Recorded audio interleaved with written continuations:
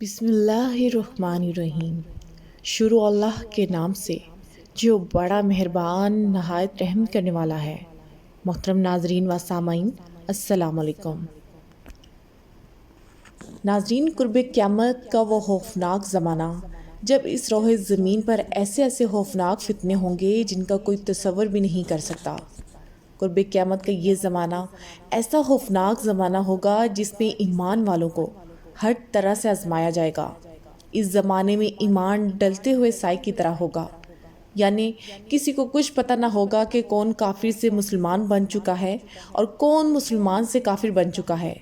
یہ ایسا خوفناک وقت ہوگا کہ جب پوری روح زمین ظلم و ستم سے بھر چکی ہوگی اور پوری دنیا کے اندر مسلمانوں کا قتل عام کیا جائے گا۔ ناظرین، یہ وہ پرفتن دور ہوگا جہاں ہر طرف کفر کا غلبہ ہوگا اور اسلام کو ختم کیا جا رہا ہوگا، اور اس پرفتن دور کے اندر جہاں مسلمانوں پر طرح طرح کے ظلم و ستم کیے جا رہے ہوں گے اور اسلام کو مٹایا جا رہا ہوگا، اس وقت تمام تر مسلمانوں کی نظر صرف ایک شخصیت کے منتظر ہوگی، اور وہ شخصیت حضور اکرم صلی اللہ علیہ وسلم کی آل اولاد میں سے حضرت امام مہدی علیہ السلام کی شخصیت ہوگی۔ ناظرین، سب سے پہلے بات کرتے ہیں امام مہدی علیہ السلام کے ظاہر ہونے کے بارے میں کہ حضرت امام مہدی علیہ السلام کا ظہور کب ہوگا۔ کچھ لوگ یہ دعویٰ کرتے ہیں کہ حضرت امام مہدی علیہ السلام کا ظہور ہو چکا ہے، یا معاذ اللہ کچھ لوگ ایسا بھی دعویٰ کرتے ہیں کہ وہ خود امام مہدی علیہ السلام ہیں، لیکن یہ بات سراسر غلط اور بہتان ہے، اور جو لوگ امام مہدی علیہ السلام ہونے کا دعویٰ کرتے ہیں وہ لوگ جھوٹے اور لائن ہیں، کیونکہ حضرت امام مہدی علیہ السلام کے ظاہر کی سب سے بڑی نشانی یہ ہوگی کہ پوری روئے زمین کے اوپر کفر کا غلبہ ہوگا اور پوری روئے زمین میں کفار ہی کفار ہوں گے سوائے مکہ اور مدینہ کے۔ حضرت امام مہدی علیہ السلام کے ظاہر سے پہلے اسلام سمٹ کر مکہ اور مدینہ کی طرف واپس لوٹ جائے گا، جیسا کہ اسلام مکہ اور مدینہ سے ظاہر ہوا تھا۔ حضرت امام مہدی علیہ السلام کے ظہور سے پہلے پوری روح زمین جو بھی چند ایک مسلمان ہوں گے وہ تمام کے تمام ہجرت کر کے مکہ اور مدینہ کی طرف چلے جائیں گے، اور اس وقت اسلام صرف مکہ اور مدینہ میں موجود ہوگا، باقی پوری زمین کافرستان بن چکی ہوگی اور ہر طرف کفر کا غلبہ ہوگا۔ امام مہدی کے اس دنیا میں آنے سے پہلے یہ دنیا ظلم سے بھر جائے گی اور ہر جگہ فتنے ہی فتنے ہوں گے۔ نبی پاک صلی اللہ علیہ وسلم نے فرمایا، امام مہدی کے ظہور کے بعد زمین سرسبز ہو جائے گی، جس سے پتہ چلتا ہے کہ امام مہدی کے ظہور سے پہلے زمین بنجر ہو جائے گی اور دنیا میں فوڈ کی کمی ہوگی، جو کہ آپ خود بھی دیکھ سکتے ہیں کہ کس طرح کلائمیٹ چینج ہر سال ایگریکلچر کو ڈیمیج کر رہا ہے۔ امام علی علیہ السلام نے فرمایا، امام مہدی کے ظہور سے پہلے ایک فتنہ پھیلے گا جس میں لوگ ایسے تپائے جائیں گے جیسے بھٹی میں سونا تپایا جاتا ہے۔ پھر لوگ کافروں کے ساتھ جنگ کریں گے، لیکن وہ یہ جنگ ہار جائیں گے۔ اس کے بعد نبی پاک صلی اللہ علیہ وسلم کے اہل بیت سے ایک انسان ظاہر ہوگا اور مسلمانوں کو اکٹھا کرے گا، اللہ ان پر اپنی نعمتیں نازل کرے گا۔ نبی صلی اللہ علیہ وسلم نے فرمایا کہ ایک بادشاہ کی موت ہوگی تو ایک آدمی مدینہ سے مکہ میں موجود بطولہ میں آئے گا، پھر مکہ کے لوگ اسے باہر نکال کر حجر اسود اور مقام ابراہیم کے درمیان اس کی بیعت کریں گے، اور اہل شام کے لوگ بھی آ کر اس کی بیعت کریں گے، جبکہ وہ اس بیعت کو بالکل پسند نہیں کرے گا۔ پھر قریش سے ایک آدمی نکلے گا اور وہ ایک لشکر لے کر اہل شام سے امام مہدی کو قتل کرنے آئے گا، لیکن اللہ اس لشکر کو مکہ اور مدینہ کے درمیان ریگستان میں دھنسا دے گا۔ جب لوگ یہ دیکھیں گے تو شام سے اللہ کے ولی اور عراق کے بہترین لوگ اس کے پاس آئیں گے اور اس کی بیعت کریں گے۔ امام علی علیہ السلام نے فرمایا، وہ مہدی اس وقت نظروں سے چھپ جائے گا اور غریب اور مسافروں میں سے ہوگا۔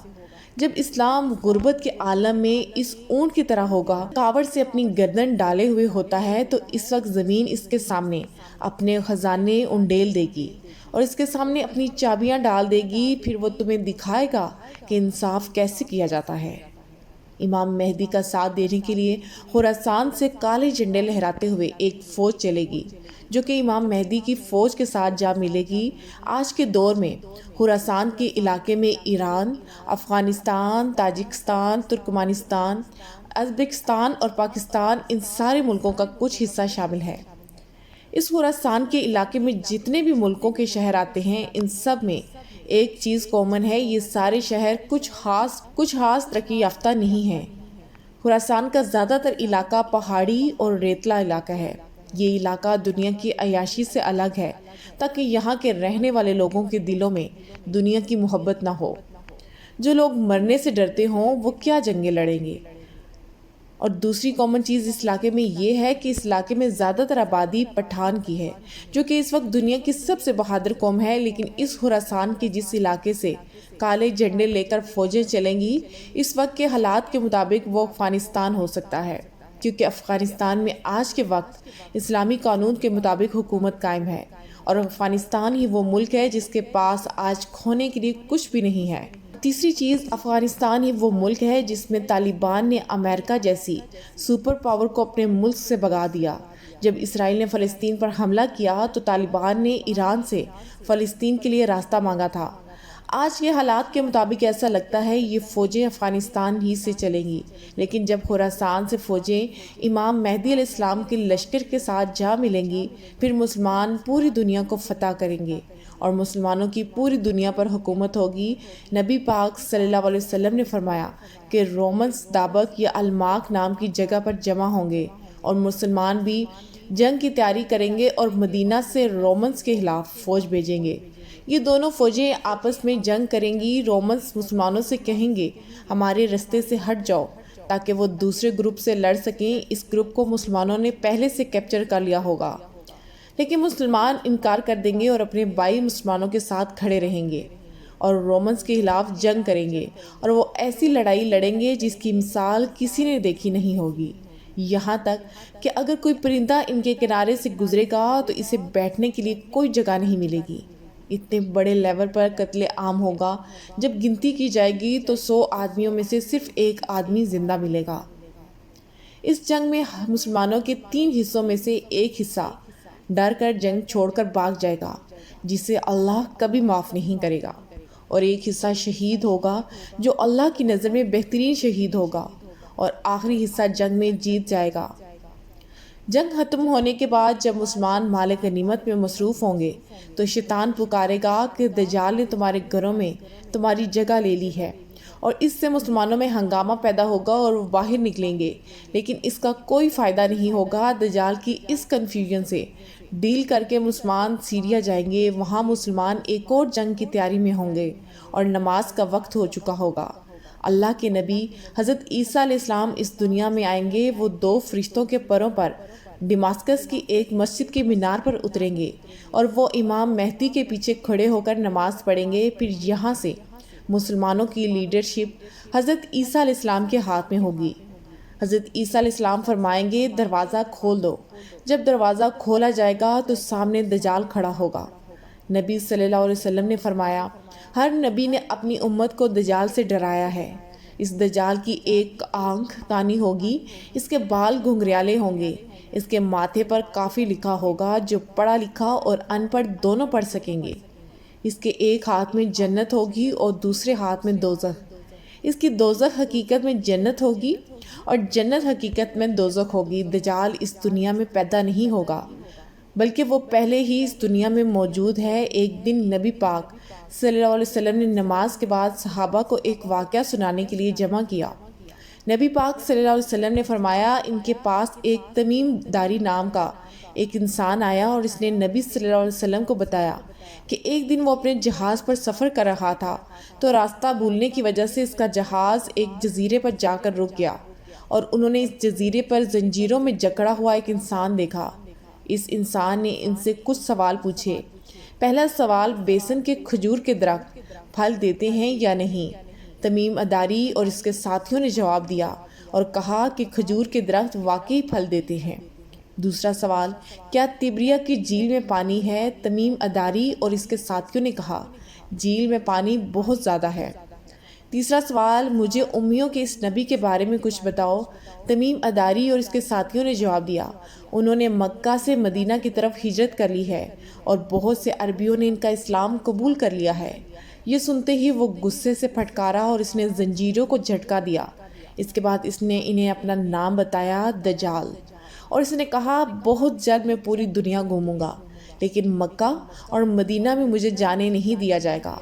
نبی صلی اللہ علیہ وسلم نے اس کے بعد مشرق کی طرف اشارہ کر کے فرمایا دجال یہاں سے نکلے گا۔ ایک اور حدیث میں ہے کہ جس میں نبی صلی اللہ علیہ وسلم نے فرمایا دجال خراسان سے نکلے گا اور اس کے ساتھ لوگ ہوں گے۔ جی ہاں، خراسان وہی علاقہ ہے جہاں سے امام مہدی کی فوجیں نکلیں گی، یہیں سے دجال بھی نکلے گا۔ دجال کے بارے میں نبی صلی اللہ علیہ وسلم نے آج سے 1400 سال پہلے ہی صحابہ کو وارن کر دیا تھا، کیونکہ یہ اس دنیا کا سب سے بڑا فتنہ ہے۔ دجال انسان کو مار کر دوبارہ زندہ کرے گا، وہ اندھے اور اپاہج لوگوں کو ٹھیک کر پائے گا، اور وہ زمین کو بھی پھاڑ پائے گا، اور موسم پر اس کا پورا کنٹرول ہوگا۔ جہاں چاہے گا بارش برسائے گا، لیکن دجال موسم کو کیسے کنٹرول کرے گا؟ 1990 میں یونائٹڈ عرب ایمریٹس نے رین انہینسمنٹ میتھڈالوجی کو انٹروڈیوس کیا، جسے آج ہم کلاؤڈ سیٹنگ کہتے ہیں، ایک ایسی ٹیکنالوجی جس کی مدد سے بارش کروائی جا سکتی ہے۔ اس ٹیکنالوجی میں سلور آئیوڈائڈ کو ایئر کرافٹ سے بادلوں میں ریلیز کیا جاتا ہے۔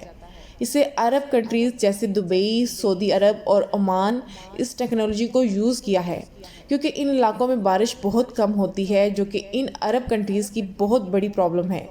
اس وجہ سے عرب کنٹریز اس ٹیکنالوجی کے پیچھے پڑے ہیں، اور دجال بھی اس ٹیکنالوجی کا یوز کر کے ویدر پر کنٹرول کرے گا۔ دجال ان پاورز کا یوز کر کے لوگوں کو مجبور کرے گا کہ اسے خدا مانا جائے۔ جیسے ہی حضرت عیسیٰ علیہ السلام دجال کو دیکھیں گے، اسے کہیں گے میں نے تجھے ان سے دور رکھا ہے، اور پھر حضرت عیسیٰ علیہ السلام دجال کو مقام لد پر پکڑیں گے اور اسے وہاں نیزہ مار کر قتل کر دیں گے۔ مقام لد پر آج کے دور میں اسرائیل نے ایک ایئرپورٹ بنا رکھا ہے، اور شاید دجال کسی پلین میں وہاں سے بھاگنے کی کوشش کرے گا، اور وہیں پر حضرت عیسیٰ علیہ السلام اسے قتل کریں گے۔ دجال کی موت کے بعد مسلمان اور یہودیوں کے درمیان ایک جنگ ہوگی۔ نبی صلی اللہ علیہ وسلم نے فرمایا اگر کوئی یہودی کسی پتھر کے پیچھے بھی چھپا ہو تو وہ پتھر بھی بول اٹھے گا کہ اے مسلمان، میرے پیچھے ایک یہودی چھپا ہے، آ کر اسے قتل کر دے سوائے غرقد کے درخت کے، کیونکہ یہ یہودیوں کا درخت ہے اور اسرائیل میں یہ بڑی تعداد میں پائے جاتے ہیں۔ اس کے کچھ ٹائم بعد امام مہدی وفات پا جائیں گے۔ نبی پاک صلی اللہ علیہ وسلم نے فرمایا امام مہدی تم میں 7 یا 8 سال تک رہیں گے۔ اسی پر امام باقر علیہ السلام نے فرمایا جب امام مہدی کا ظہور ہوگا تو اللہ اس یونیورس کی روٹیشن کو سلو کر دے گا، جس سے وقت سلو گزرے گا، اور اس طرح امام مہدی صرف 7 سالوں میں دنیا فتح کر لیں گے۔ پھر حضرت عیسیٰ علیہ السلام قرآن کے قانون اور ایک عادل حکمران کی حیثیت سے لوگوں میں انصاف کے ساتھ فیصلہ کریں گے، کراس کو توڑ دیں گے اور خنزیروں کو مار ڈالیں گے اور جزی کو ختم کر دیں گے۔ پھر انٹری ہوگی یاجوج ماجوج کی۔ اس کے بعد قیامت کی دوسری بڑی نشانیوں کا ظہور ہوگا، اور جب قیامت کی تمام بڑی نشانیاں ظاہر ہو جائیں گی تو اس وقت اللہ تعالیٰ کے حکم کے مطابق سور پھونکا جائے گا اور قیامت قائم ہو جائے گی اور یہ دنیا فنا کر دی جائے گی۔ اللہ تعالیٰ سے دعا ہے کہ اللہ تعالیٰ ہمیں سیدھے رستے پر چلنے کی توفیق عطا فرمائے اور اپنے پیارے حبیب حضرت محمد مصطفیٰ صلی اللہ علیہ وسلم کی محبت کے اندر جینا مرنا نصیب فرمائے۔ ناظرین، اگر آپ کو میری یہ آج کی ویڈیو پسند آئی ہے تو میرے اس چینل کو لائک، سبسکرائب اور شیئر لازمی کر دیں، اور کمنٹ سیکشن میں اپنی رائے کا اظہار لازمی طور پر کریں۔ جزاک اللہ خیرن کثیرہ۔